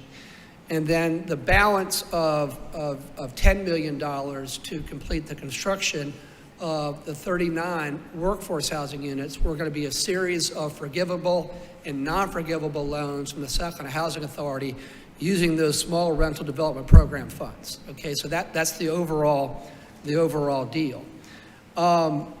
Problems were encountered after the signing of the PSA because there was an environmental analysis done on the property, and it was discovered that previously on the King Street property, there had been a gas tank removed from the property, but no final action letter had been obtained by the county from DHEC to check that box. So we couldn't apply, or Mr. Will could not apply to the Housing Authority until that was remediated. So he again spended the money and got that particular issue remediated. He was first able then to submit the application to the Housing Authority in July of 2024. We had to then remediate the gas tank and the problems that were associated with not getting that not final action letter, and that necessitated in December of 2024, as staff indicated, a first amendment to the PSA, which adjusted the timelines for getting certain things done because there had been these delays up front in terms of getting HRB approval of the design, remediating the environmental problems. I mean, so we had to extend the deadlines. And so that was done. And Mr. Wheeler continued further diligence in regard to the property, which has been extensive over this 5, 6, 7-year period. He's out of pocket about $250,000 in hard dollars, hard money, $250,000, not to mention 7 years worth of all staff time, other time that he's put into it, just hard dollars. He's out of pocket $250,000. We finally went back before the Housing Authority for what we thought was final review on these small rental development program dollars.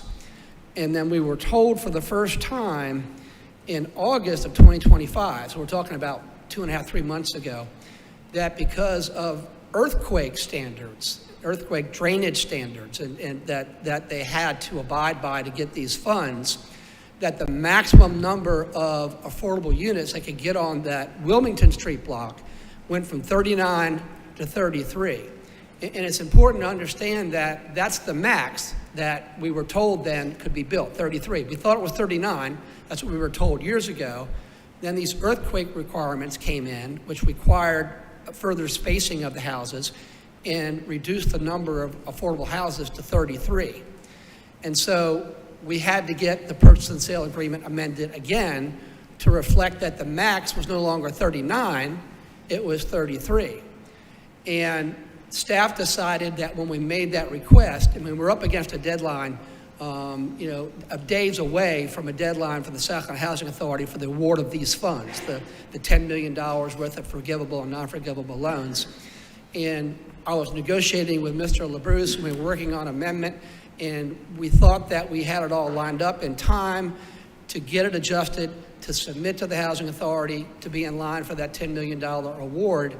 Mr. LaBruce submitted it to the administrator and staff, and they were of the opinion that the reduction of units from 39 to 33 constituted a material change in the contract that required council to approve rather than staff approving it via an amendment as we had done in the earlier amendment. So as a consequence of that, we missed the deadline to submit for that $10 million, and so now we're not going to be able to submit until next year again.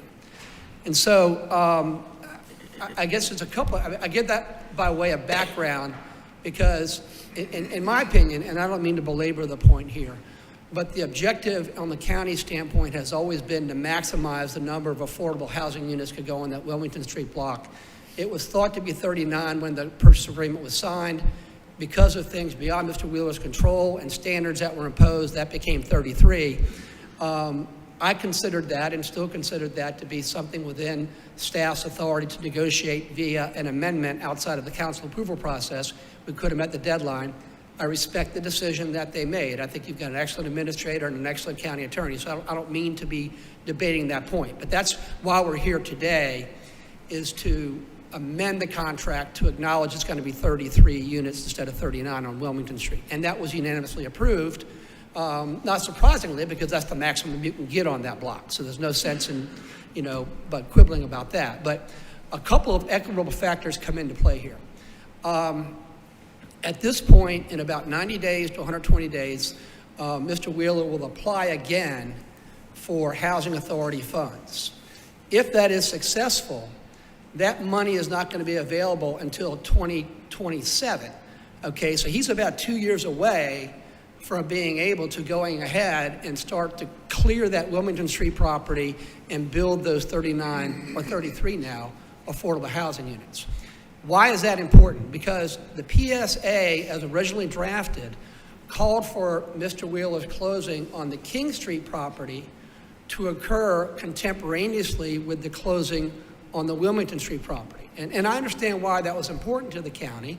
It wanted to make sure that those affordable housing units were built.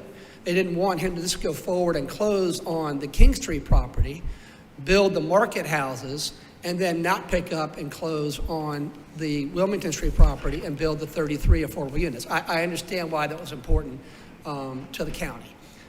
They didn't know Mr. Wheeler. He was somebody doing business with the county for the first time. But I would submit this to you. In the 7 years that he's been working on this, diligently working with Historic Beaufort Foundation, the City of Beaufort, the South Carolina Housing Authority, putting $250,000 of his money into getting this qualified, he's no longer an unknown entity to y'all. I mean, you know he's a good faith actor here. And if the contract stands as written, with the two closings linked, with the two happening contemporaneously, he won't be able to do anything on King Street in regard to that property for another 2 years. Okay, now you might say, well, why doesn't he just go ahead and begin renovating the jail and building on the portion of King Street that he already owns? Well, it's because all of the infrastructure that has to go in there, with Dominion with power lines, water and sewer, all those things are much more efficiently done as an entire block rather than having them do half of it and then waiting 2 years and then doing the other half. And so one of his requests is going to be, not tonight, because I understand tonight's first reading, but I would like the opportunity, and Mr. Wheeler would like the opportunity to make the case before you all as to why there should not be a linkage or a shackling of the two closings together. I think that there are other ways at this point in time that council can satisfy itself that Mr. Wheeler is going to go forward with closing on Wilmington Street and building those 33 affordable housing units. Beyond the fact that he's already put $250,000 into this and done all this work, there are things you can do in terms of reps and warranties and penalties and things of that nature, but he has to move forward. He can't wait 2 more years before he begins building on the King Street property. So one of the things that I would like to see this amendment do, really the only other thing I would like to see it do, or one of two things, is separate those two closings and don't require them to happen contemporaneously. The second thing is the total sales price is right now $1,055,000. And under the current PSA, that's allocated with $855,000 is allocated to the Wilmington Street block and $200,000 is allocated to the King Street property. Mr. Wheeler would request a reallocation of that total, not a reduction in the purchase price, but a reallocation of $1 million of it going to Wilmington and the remaining $55,000 to the portion of the King Street block for this reason. That entire $1 million that would be allocated then to the Wilmington Street property is reimbursable and can be paid for with South Carolina housing funds. Okay, so they're dollars that are approved and dollars that can be taken up and paid for in that way. Whereas if you didn't have that reallocation, only $855,000 of it would be. So it's economically advantageous to Mr. Wheeler. And at this point in time, after 7 years, his return on his money is going down, down, down, down, down. So those would be the two things that I would like to see included in this purchase and sale agreement as amended. Not only the recognition that the max that you can put into the Wilmington Street and affordable housing is 33 instead of 39, which is before you now and which we agree with, but also a reallocation of the purchase price for the reason I've indicated, and a decoupling of the two closings and other assurances provided to county in regard to Mr. Wheeler closing on that Wilmington piece, because it's just not economically possible for him to have the two closings separated like that and to wait another 2 years to begin building on King Street. So, and I would like to point out this as well. The King Street property involves an obligation on Mr. Wheeler's part to demolish the existing admin building that's now been vacated, to environmentally mitigate it because it's got environmental issues associated. He's got to absorb all those costs. That's about $400,000 he's got to pay for out of his pocket in addition to the $250,000 he's already put in. So I don't know what the most appropriate way to proceed is, whether or not to give it first reading and then to let me work with staff in regard to putting something before you at your December 8 meeting for consideration for a further amendment, or if it's more appropriate to have it remanded back to the National Resources Committee so that we have an opportunity to make that equitable case at that level. I wasn't able to be at that National Resources Committee meeting. I was out of town when they met, so I don't know exactly what was laid out or what was explored, but I do think, given the facts as I presented them, members, that those equitable adjustments are warranted. And I don't know if it's better to do it after first reading and then negotiate it between first reading and second reading, or to have it remanded back to the Natural Resources Committee. We have a little bit of time. I mean, the application for the next round of funding with the Housing Authority isn't for another 90 days. So you could remand it to the Natural Resources Committee, give it first reading on December 8th, and then give it a second and third reading in time and meet those deadlines. Or conversely, we could do first reading today and then try to work on an amendment over the next month. Either's acceptable to Mr. Wheeler, but he would like the opportunity to make that case to each of you and to explain why economically we think that's a fair way to proceed. Thank you, Senator. Questions or comments from council, please? Madam Chair, if I Yes, may. Mr. Cunningham. One, I would like to make a motion to extend past 8 o'clock, if I may. Oh, okay. I'll second that. It's seconded, motion made and seconded, all in favor? Okay. You don't get to go till 2 a.m. though. I got nothing but time for y'all. Little unorthodox, but I actually would like to make, if the chair would allow, a motion to add an executive session to this meeting and put this item on it for us to further discuss. I'll second that. From my understanding, I think we'll need a supermajority to do that because the agenda's already been approved. Yes. That's great. I just think that there's been some information, some things that I would like to discuss further before we take any action, just to make sure that everyone's on the same page with all information. Well, So, we have a motion and a second. I have a question. Yeah, You looking for a second? we have I one. already seconded. you seconded. Are you suggesting that we extend the meeting and reconvene executive session, or follow the suggestion of Senator Davis and remand this to the committee for further exploration after staff has time to consider all the ramifications of the situation as it was just explained to us in that soliloquy? I would say that I don't care if we have executive session after the item now or at the end of the meeting, but I would still like to have those conversations while it's fresh on council for all information, and then maybe that is the result that it gets sent back to committee or back to staff. So I would the like an motion is to executive session tonight. is to reconvene executive session to Create a reconsider. new executive It'd be to session. create an executive session because that was the caucus. Got it, okay. Any other comment, question? All right, so the motion on the floor is to recess to an executive session. I would like to do it at this moment while this conversation goes on, if that's possible. For purpose of receiving legal advice related to the Justice Square Purchase Sale Agreement Amendment. Correct. All right, would you do a roll call, please? So we're going to do it now. Pardon me? Door may be locked, so So we have to go sit in the courtyard, or what? Are we going to finish the cold meeting, or out we're going there. to do this He now? wants to do it now. That's the motion on the floor. So we don't have anywhere to go, is what you're telling No, me? but I'm thinking that it may be better for, excuse me a second, it may be better for us to reconvene at the end of the meeting so everyone who's here on other business can accomplish that business and leave, rather than us extending their stay while we consider this an executive session. I have no Doesn't- objection. We're to going to that. be here, so it So doesn't matter to You're going to amend us. the motion to push it to the end of the meeting. Amend the motion to add an executive session to add items from ordinance 2025-50 to go to receive legal advice at the end of this meeting. And to postpone any vote on this ordinance, to push Until this then. entire agenda item to the end of the meeting. Correct.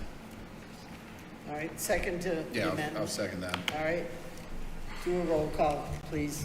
I don't know where we're going to go. Everyone's open. Okay, go, Octavia.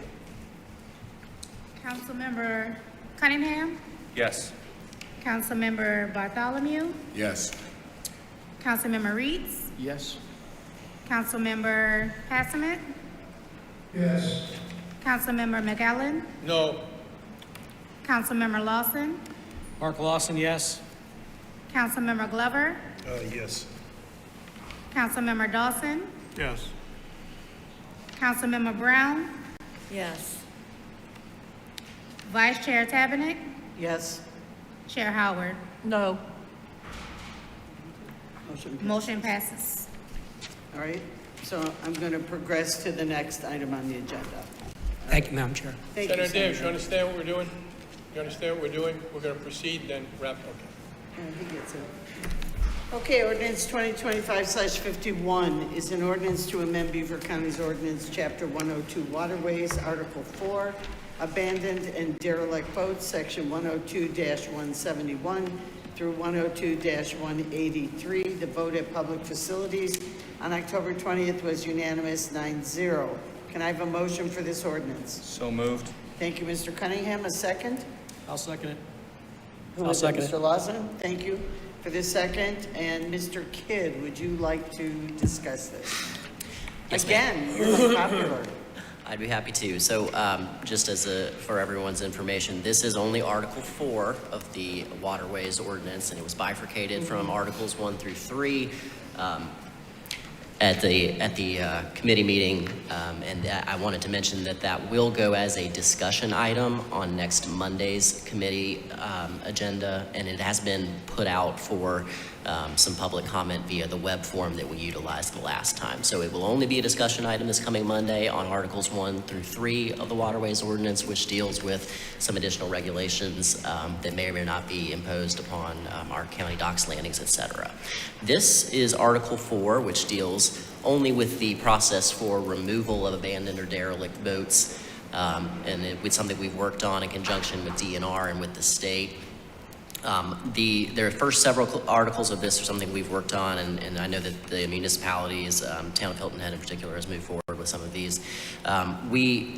The substance of this removal procedure is state law. To the extent we are able to codify anything by ordinance for the removal of abandoned or derelict boats, we are required to follow state law to the T. So the vast majority of this is state law set, and we followed it exactly. We did expand some of the definition section, just as I have mentioned previously, to expand the capacity for law enforcement. So we've defined a law enforcement officer as also constituting a DNR officer could be a law enforcement officer under this section. A code enforcement officer could be a law enforcement officer under this section. And the same goes for a Beaufort County Sheriff's Office employee. So I'm happy to answer any questions that council may have regarding Any question, Article comment? 4. He's brought back what we asked Mr. Lawson. Just a comment that obviously in the past, there has been problems with boats out in the water that have been left, that have been abandoned, and there was no legislation that allowed us to go get them. And again, the state passed their legislation. We're looking at trying to mirror what we're doing here with the cities and the town and the county, because again, if you have a county line and a town line, they can just move the boat to the other side of the river and be then in the town. So we're trying to pull us all together. So again, we do have some teeth to remove abandoned boats. And then also, part of this is that people have left boats at landings for extended periods of time, and we couldn't go enforce anything because there was nothing on the book. So this part of the ordinance is to handle those two things. And of course, when we started writing this, Articles 1 through 3 came up, and I know there's some things in it. We have to work on that, which again has been pulled and is separate from what we're looking at tonight. Yes, sir. Thank you. Okay. Thank you. Anybody else comment? Just reiterate the fact this was separated in the committee meeting, and we're working through some of those other things still. This is just the abandoned boats, not the docks or the ramps. Correct. Because we listened to the public. Yes, we did. Yes, thank you. Say All it to right. them in the back. Say it loud. Anybody else? Yes. All right, let's take a vote. All in favor of this ordinance as presented? Raise your hand. Okay, I think we're unanimous. Thank you. Okay, last ordinance, 2025/52, an ordinance recommending approval of the 2% state accommodations tax awards as presented by the State Aid Tax Committee. The vote at Finance Committee, October 20th, was unanimous. And can I have a motion for this? I'll make the motion. All right, thank you, Mr. Lawson. A second? I'll second. Thank you, Ms. Howard. Ms. Harriet, I don't know if you want to speak on it, but Nope, it's it's just, for if the you have any public, it's questions. in the packet. There's a list and comments from the committee. Go ahead. No, we provided a narrative as you requested for every application that was submitted, and then you will see in the spreadsheet the requested amount and the committee's recommendations to the right, plus notes from the meeting, from the State Aid Tax Committee meeting. Does council have any questions? And this is first reading, so it has to go to 2 more, and the people are anxiously awaiting their awards. Any other questions, comments? All right, let's take a vote. All in favor, please raise your hand. All right, looks like it's unanimous. Thank you, Ms. Harriet. And that ends the ordinances, Ms. Howard. Okay, continuing on with resolutions, 16A 2025/63, a resolution regarding the Beaufort County Personal Handbook, Section 3.3, remote work / telecommunicating policy. The vote at Finance Administration and Economic Development Committee on October 20th was 7-0. And Ms. Mead is here if anyone has any questions, and in your materials there's backup slides too. Do I have a motion? Oh, I'll make the motion. We have a motion regarding the resolution, a second? I'll second. A second by Councilman Dawson. Any questions or discussion for Ms. Mead? Go ahead. Mr. Cunningham. All right, Ms. Bartholomew, if you want to go Councilman first, you can, either way. Councilman Cunningham. Oh, sorry. Can we briefly go over the policy for out-of-state employees? I know we already discussed virtual and not getting into elected officials and so on in the committee level, but just to go over that section. So the policy we're proposing with this change is to prohibit all out-of-state virtual work. And the definition of virtual work is full-time remote. What is the employees that currently are doing that, what would be the status of them? If this passes the way it's written currently. So we only have 3 employees that this would fall under, and it is with an elected official. We were planning to give this a 60 to 90-day notice. I don't know if there's other opportunities of these employees to come home. I'm not sure. I would need to speak with the treasurer regarding that. Okay, any other questions? Councilman Reeds? Sure. You said it deals with the treasurer, those 3 employees. Yes. You talked to Ms. Walls about how it's going to affect her and what? No, I've asked Ms. Walls for a full roster of her status of her employees through their job descriptions, and I have not gotten those yet, so that's why I can't confirm. It could be more than 3. All I can do is go off the address rosters that we have in our systems and have 3 employees. But no, we have not had discussions of what her plans would be with those 3 employees.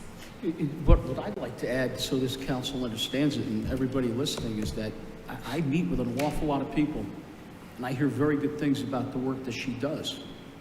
Sure. And so my thing is, why could we do some, maybe let's do whatever we have to do, but let's do something to protect Ms. Walls and the work she's doing for the people. well, and that's what we discussed in the Finance Committee. I feel like I'm screaming through this. That's what we discussed in the Finance Committee. It's not that it can't be done, but we would have to have the resources to secure out-of-state labor law attorneys. We'd have to pay for the unemployment insurance tax in those states. We'd have to register employment with those states. We'd have to purchase workers' comp policies throughout those states. So I'm not saying it can't be done. We would just need to make sure that there is resources available out of the general fund to make sure we're in compliance, because that's the biggest thing, is we have to be in compliance. And That's great. How long have these employees been working with us, these 3 in question? I'd have to go back and check, but One is new. I don't have that right in front of me. Okay, Councilman Bartholomew. Yeah, would there just be a way to grandfather those handful of employees into this policy as we move forward? If that's what council desires to do, as long as we understand there'd have to be funding available for the resources that I just listed off. And we're not sure what those resources, how much it would be at this point in time. No, I don't know what the labor law attorneys would be in those states. We'd have to get states or labor law attorneys registered in the states in which they reside, and I don't even know if that would mean we'd have to do like an RFP. That would take a lot of collaboration with the finance team. Okay, Councilman Cunningham? Yeah, I still had a couple more if you don't mind. What's our process for hiring for identification. What do you mean, for I'm their assuming we I-9 asked- purposes? Yeah, we asked for a driver's license and Sure. residency. Whatever's required on the I-9. So And there's my next question is, what is our follow-up policy for employees after they're hired? Meaning, how do Follow-up we know regarding- other people have not moved out of state of South Carolina that still work for us? what is our follow-up policy when they move? Do we have a follow-up policy? For example, we only know these people live out of state because we were informed of it by their director or whatever it might be. My question is, what policy do we have in place that checks the other X amount of employees that we have in the county to make sure that they actually live in here? We do not have a policy in place. You do have records like where their taxes.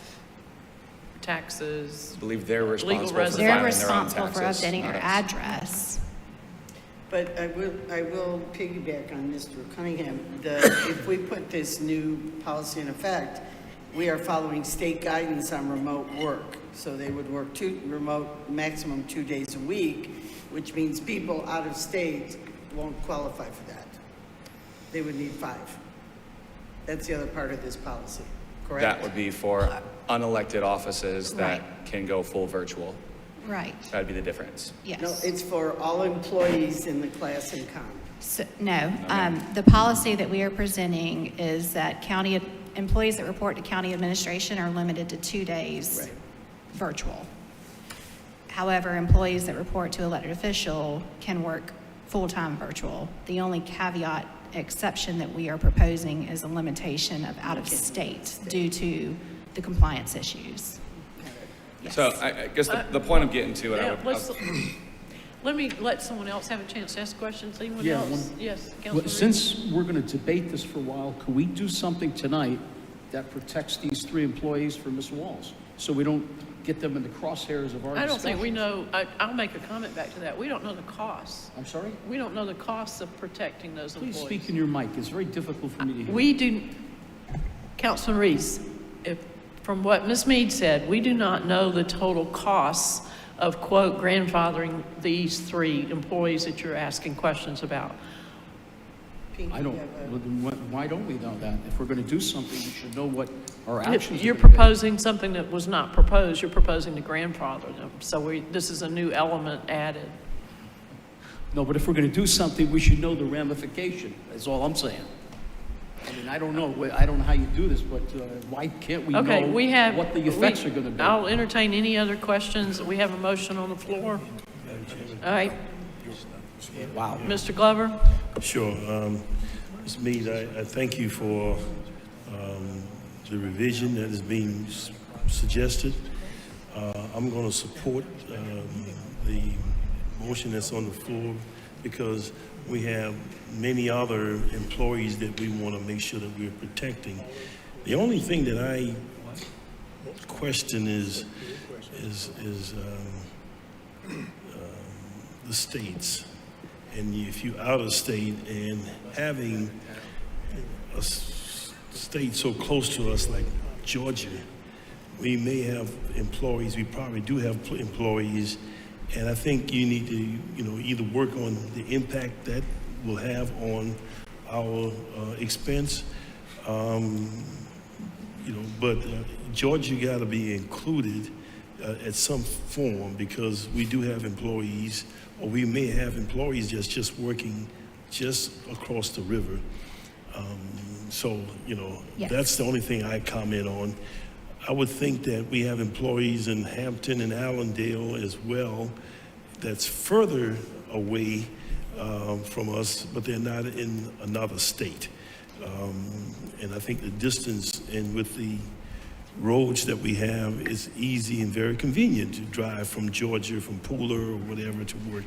But, just consider those employees and what impact that's having. But when you start looking at other states, I think the elected official Include our Mr. Terry would like to make, It's a resolution. and then so I'll this come back would to you, be- David. There's no other reading. It's So a resolution, it's one year. if there are It's one questions and reading. we need to come back, we can come back at the next meeting. well, then for the discussion today, then I would make the amendment that we grandfather in employees currently that work for Beaufort County as of November 10th, 2025. I'll second that.